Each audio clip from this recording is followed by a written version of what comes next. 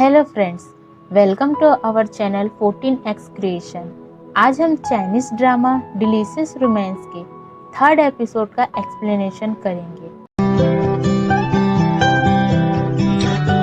इस एपिसोड का स्टार्ट लियो जिंग के स्कूल से होती है, जहां जिया मेंग और फैन शियान रनिंग कंपटीशन कर रहे होते हैं। लियो जिंग लोगों के शॉट आउट को नोट करने में अच्छी होती है, वहीं जियान मेंग को कंपटीशन जीतना सबसे ज़्यादा ज़रूरी होता है। बट उसे ये नहीं पता कि कभी कभी हारने से हम लाइफ जीत जाते हैं। भागते हुए फेंग शिन के पैर में चोट लग जाती है। जियान मेंग उससे पहले इग्नोर कर देती है, बट सब लोग फेंग शिन को चेयर करते हैं। वो देखकर वो रुक जाती है और फेंग शिन की हेल्प करती है। दोनों साथ फिनिशिंग लाइन तक जाते हैं। लियो जिंग भी फेंग शिन के लिए फर्स्ट एड बॉक्स लाती है। फिर हमें अब तीनों लड़कियों को साथ में दिखाया जाता है। वो लोग एक रेस्टोरेंट में खाना खा रहे होते हैं। जिया मेंग सबसे उनके ऑफिस के बारे में पूछती है।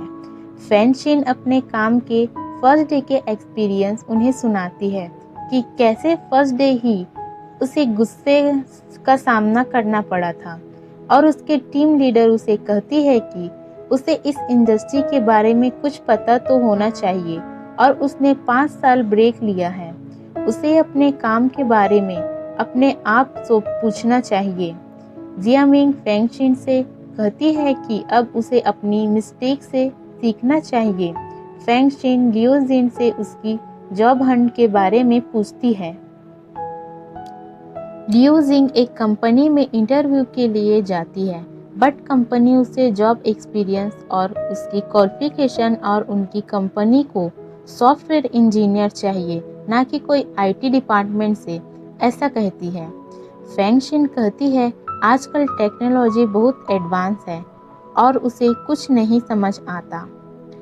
जिया मेंग जिंग से दूसरे बैंक में जॉब करने के लिए कहती है, बट लुई जिंग मना कर देती है और कहती है वो उसकी गलती है कि उसने कहीं और जॉब ट्राई नहीं किया।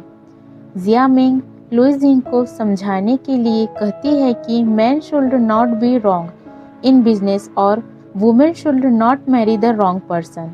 फिर जिया मेंग ऑर्डर करने के लिए वेटर को बुलाती है, बट लुई जिंग उसे रोक देती है। फिर लुई जिंग जिया मेंग से उसकी और वांग जिकांग के रिलेशन के बारे में पूछती है, बट जिया मेंग उन्हें कुछ नहीं बोलती है।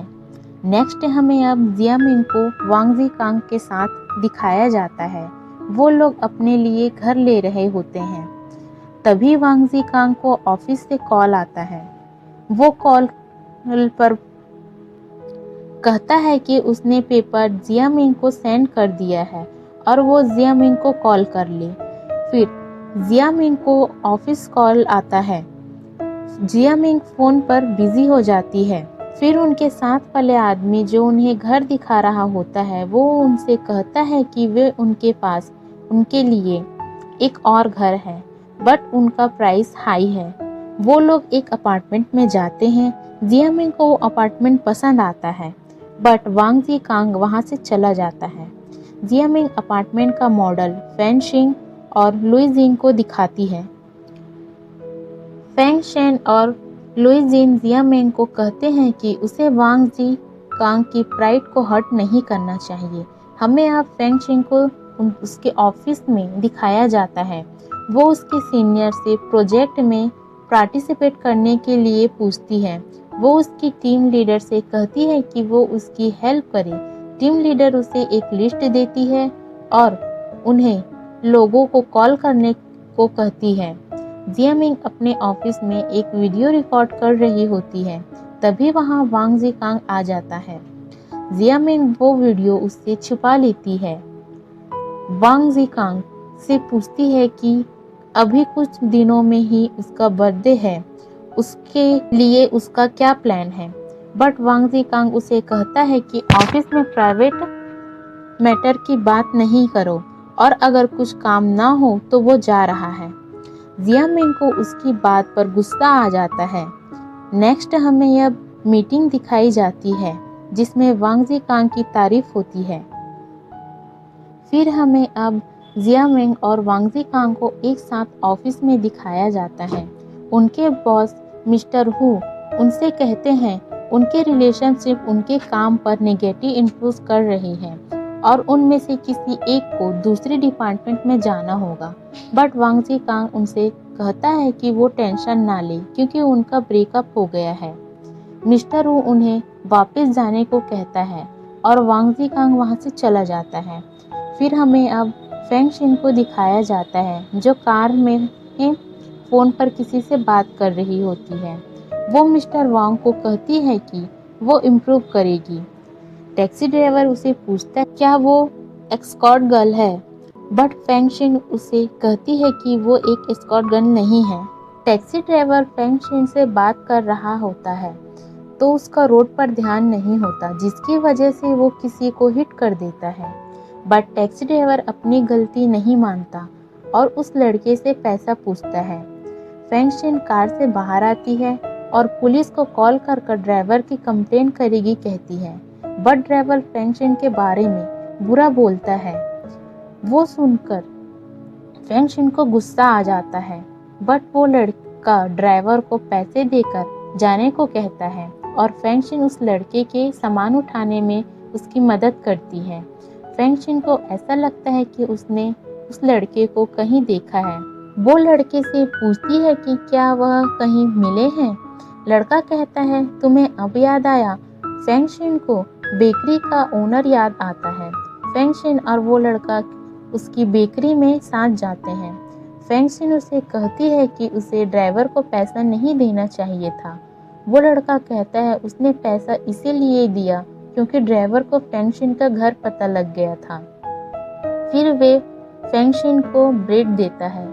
फेंग शिन उसे कहती है कि वो ब्रेड के पैसे दे देगी। फेंग शिन उसे वीचैट पर ऐड कर लेती है। फिर हमें अब जियान मिंग को दिखाया जाता है जो अपने घर को आती है। वहाँ वांग जी कांग अपना सामान पैक कर रहा होता है। जियान मिंग उसे समझाने की कोशिश करती है, बट वो उससे कहता है ऑफिस में सब लोग उनका मजाक बना रहे हैं, उनके पास और कोई रास्ता नहीं है, और वो वहाँ से चला जाता है। हमें अब लुई जिंग को दिखाया जाता है जो किसी से मिलने को जाती है। फेंग शिन और मिस्टर सॉन्ग एक दूसरे को बचपन से जानते थे। वो उसे अपने दोस्त से मिलाता है। लुई जिंग उसे उसके जॉब के बारे में पूछती है। वो अनएम्प्लॉयड होता है। फेंग शिन भी उसे अपने बारे में बोलती है। फिर वो अपने दोस्त को साथ गाना गाने लगता है और लुई जिंग चुपके से वहाँ से चली जाती है। नेक्स्ट अब हमें जिया मिंग को दिखाया जाता है जो रनिंग कर रही होती है। तभी वहाँ एक लड़का आ जाता है जो जियान मिंग को उनके जिम ज्वाइन करने को कहता है। जियान मिंग के पैर में मोच आ जाती है। वो लड़का उसकी हेल्प करता है और जियान मिंग का पैर भी ठीक कर देता है और वहाँ से चला जाता है। फेंग शिन अपने घर जाती है। वो मा जेन्यू को वहाँ देखकर डर जाती है और उसे पूछती है कि वो यहाँ क्यों आया है। मा जेन्यू उसे कहता है कि यह घर उसका भी है और वह उसके कपड़े लेने आया है। फिर वो फेंग शिन से पूछता है कि क्या उसे कुकिंग आती है जो वो ग्रोसरी शॉपिंग कर आई है। फेंग शिन उसे कहती है कि इट्स नॉट योर बिजनेस। फिर वो फेंग शिन से पूछता है कि क्या उसने घर ढूंढा है। मा जेन्यू फेंग शिन से कहता है कि वो उसे पैसे देगा पर घर उससे चाहिए। फेंग शिन कहती है कि वो उसे घर नहीं देगी और कुछ हो तो कोर्ट में बात करना, और मा जेन्यू को जाने के लिए कहती है। मा जेन्यू उसे कहता है कि घर उसका भी है। फेंग शिन उसे कहती है कि अगर वो घर से बाहर नहीं गया तो वो उसे लाइव पर सबको दिखाएगी। मा जेन्यू फिर वहाँ से चला जाता है। जाते जाते वो कहता है कि वो फिर से आएगा और उसका अभी डिवोर्स नहीं हुआ है। फिर जियान मिंग अपने घर में अकेली होती है। फेंग शिन खाना बनाकर खाती है बट वो अच्छा नहीं होता है तो वो ब्रेड खा लेती है। लुइजिंग कुकिंग की लाइव स्ट्रीम कर रही होती है, तभी वहीं सॉन्ग उनकी लाइव ज्वाइन कर और उसे प्रेजेंट देता है। लुइजिंग वो देखकर लाइव एंड कर देती है और खाना खाती है। हमारा थर्ड एपिसोड यहीं खत्म होता है। Thanks for watching guys. आगे की कहानी हम नेक्स्ट एपिसोड में देखेंगे। Okay bye.